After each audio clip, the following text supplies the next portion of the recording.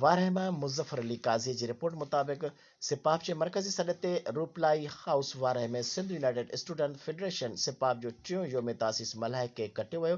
तक़रीब में ख़िताब कंदे मरकज़ी नायब सदर वक़ार रज़ा चोलियाणी, अवामी तहरीक जे ज़िलई सदर इरफान वनान, क़ौमी अवामी तहरीक जे ज़िलई सदर अकबर ख़ासकिली, जेकाल कल्होड़ो, महरम साहिबाणी, मीर बुघियो, राशिद हुसैन चोलियाणी, निसार अमीराणी, रिज़वान सोडर ऐं ॿियनि चयो त सिंध यूनाइटेड पार्टी जो शागिर्द महाज़ सिपाप शागिर्दनि जो हिकु नुमाइंदा फोरम तौरु उभरी आयो आहे, जंहिं थोरे अरसे में शागिर्द सियासत खे नवां मोड़ ॾिना आहिनि। तालीम ऐं तरबियत ते सां गॾु शागिर्दनि जे बुनियादी मसइलनि समेत क़ौमी मामलनि ते पिणु सिपाप सां लाॻापियल शागिर्द मुतहरिक आहिनि। हुन चयो त सिपाप शागिर्द सियासत में तदरीसी अमल खे मुकमल तौरु फ़ाल ऐं शिफ़ाफ़ ॾिसणु घुरे थी।